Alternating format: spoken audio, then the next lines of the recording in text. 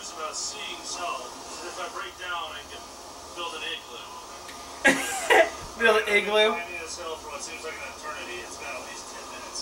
And it shows. I don't even see it. But, oh. Our pressure's down to like 3. I pray to God this is downhill soon. And I need to stop and put more Lucas in already. Holy cow. I'll tell you what, kids. I sure am cold. And stupid. Cold and stupid, I've decided. This is a stupid idea, and it's cold. Eventually the hills stopped as I approached the deserts of New Mexico. As the outside temperatures started to get colder and colder, our engine temperatures finally mellowed out, being on level ground, and we regained some oil pressure. Somewhere around 1 a.m. I found myself in the Petrified National Forest and decided I was just too cold and too tired, and it was time to stop. Good job, you crazy tired son of a bitch. Good job. Good morning, everyone. Today I'm wearing 2 sweatshirts and my pajama pants under my normal pants. Priority 1 today is fix the heater. Priority 2 is drive home as fast as we can, as I'd like to make it to Kansas City by this evening, which is 15 hours away. That's 15 hours of non-stop driving, which this car can't do. It can do, you know, an hour and a half of driving, and then I gotta put oil in. That shit adds up. Come on, you son of a bitch. It's 6 a.m. I don't have time for your shit right now. By the way, it was 16 degrees out this morning.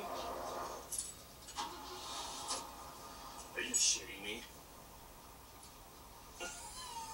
Just lights off like that? It's 16 degrees. Let's go to the gas station and find some tape and zip ties. Alrighty, we've got gas in the tank, we've got oil in the other tank. I put tape on the window. It's probably going to fly off immediately since duct tape doesn't stick when it's frozen. It makes me feel better. I also took that piece of string and took it off the air dam door thing that I put on before, and I moved it to the inline valve and tried to tie that thing all the way open. Really hoping it works, because I would love to warm up at some point today. Come on, look, I believe you. We only got exactly 1,201 miles left to go. Let's do it. Alright, it's... I don't know if I'd say heat, but it ain't cold. This is a big help. I don't have a draft on me. It was literally windy all the way here last night, 21 degrees. With that, I hopped on Route 191 and continued on for the next 357 miles. Welcome to New Mexico!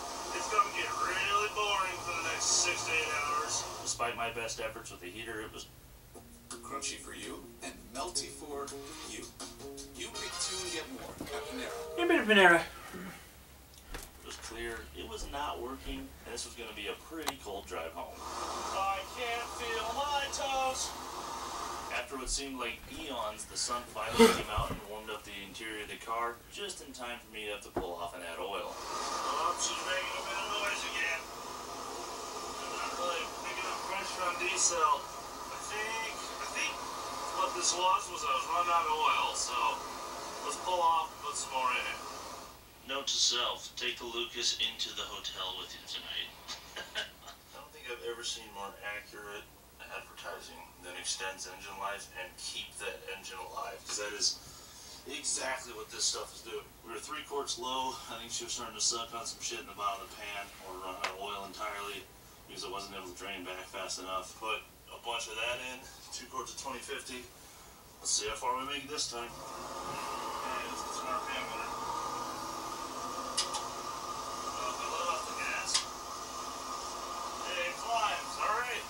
So I guess that's just the second time on this trip that I ran out of oil in the motor. So I had 2 instances of oil starvation with this, and on top of the fact that it drives around with 18 PSI. This is honestly incredible that this engine is still alive. As I leaked my way across New Mexico, I became more comfortable with the car and put on some speed. I went down a good hill back there, and I've been, pushing this thing pretty good today, and I finally found where it likes to cruise. I found that my timing advance comes in around 75 miles an hour. There's a spot where the car labors less. It seems to actually enjoy going this speed versus lower speeds, and that's because my timing advance is finally coming in. 40 distance systems are pretty lazy, and they come in pretty late. I'm probably doing like 2800 RPM. I already threw a half a tank today, and approaching what I believe will be, let's see,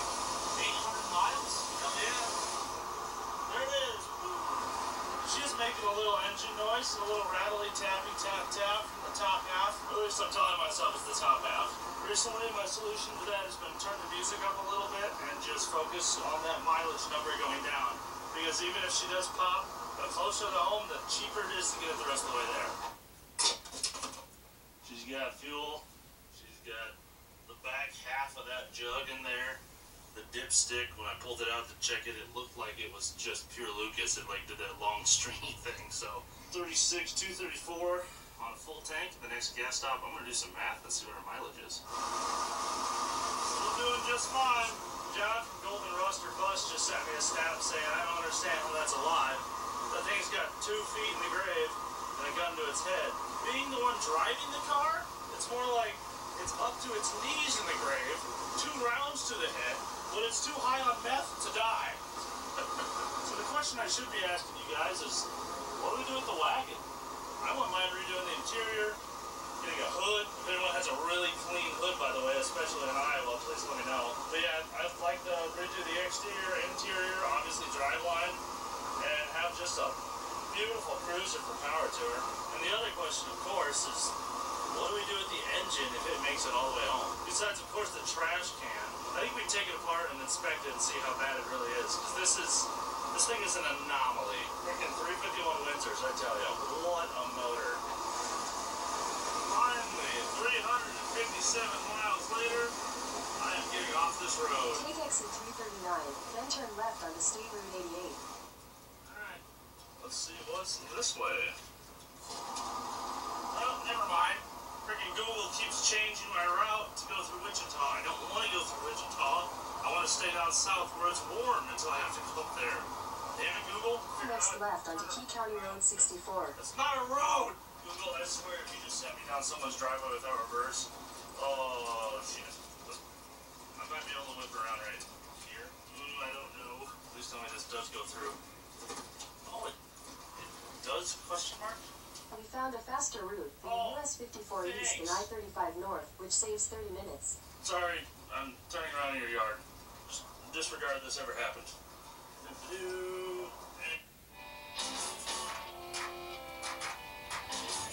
I'm so sorry.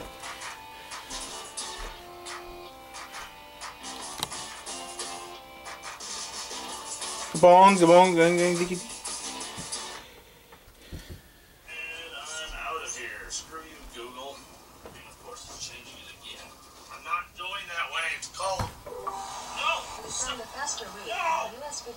Stop changing it! I'm not going through Nebraska! Let's see if we get this right. Google. I'm gonna get on, it's gonna tell me to do a U-turn and get back off and drive to Nebraska, which I refuse to do. In 1,000 feet, merge onto I-40 East. Oh, you gotta figure it out this time, huh? Yep, a little higher pin platter. Come on, 3rd gear, and we're back into it. Continue on I-40 East for 112 miles. That's pretty far. Yeah, I should have known that 357 was too short. No. We found a faster route. Stop it. All right, we approach 1,000 miles right now. We started around 415, and there's 414 right there. Oil pressure's down a little bit again. It's not really wanting to do the whole rise when I let it go to the throttle thing, so if there's an exit coming off, I'm gonna pull off, throw some more Lucas in it, keep trucking. 417 minus 234, 183 miles divided by 1.4. 16 miles a gallon on this thing. I'll take that. I mean, the oil usage is offsetting any gas savings we're having, but that's part of it. There's that tank. Now we filled that tank.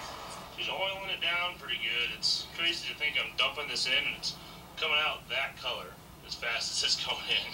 Okay, we got gas, we got oil, I got something to drink. You took a pee. Something tells me we're not going to make Kansas City tonight, something being math. So I'm going to shoot for Joplin. That puts me within like 6 hours of home, and the snow starts tomorrow around 2. If I go farther than Joplin, awesome. If I don't, I'm probably going to want to be dead by then anyway, because it's still 561 miles away. It's 8 hours. 8 hours. I've been driving for like, I left before 7, and it's almost 2. It's 7 hours ago. How did I make it 5 hours and 7? Old cars, man. There's a time warp around them. takes you 3 times longer to do anything. Alright, let's get this show on the road. From that point, I put down the throttle and the camera to make up some time. A couple 100 miles later, I crossed into Texas and I stopped to refill the oil and mess with the heater valve again. Hey, wait a minute. There's a frickin' hole in the airbox. Alright, get the tape. Still haven't been able to find zip ties all day, but I found a rubber band and that duct tape from earlier. Maybe wind goes this way and in. The blower motor's way over here. I don't know if this is supposed to be open or closed. This one never... Well, that was like half and half.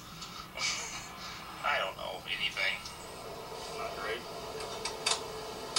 We go to the floor. High, low.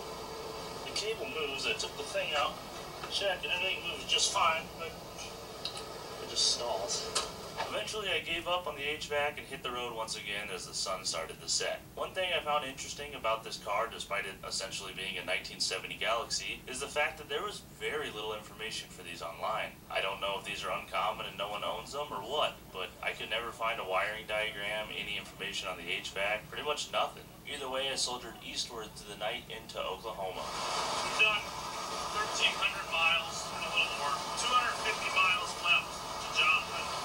I'm just cold and tired, so I'm gonna just get this done. This sucks. Holy shit, at Casey's. Oh, I haven't seen one of those in a week. It was good to be, well, I'm nowhere near home, but, you know, in the middle of the country. Burger King is better than McDonald's by like 67 miles, and I will fight someone about that. After warming up in the Burger King during supper, I got back in the cold car and headed towards Joplin. Oh man, I really thought I could make it to Joplin without doing oil again, but had to stop at a toll booth and the pressure didn't come back up, so she's empty. Get the bucket out! After finishing off the 3rd bottle of Lucas, I hit the road once again and finally crossed into Missouri. 3 more miles and I gotta go to bed. I'm so excited. Welcome, ladies and gentlemen, to the outskirts of Joplin, Missouri. There's a hotel right next to a gas station, and that's where I'm going. Gotta go to the bathroom. And let's see. Not seeing you guys for a while. I don't see you guys for a while.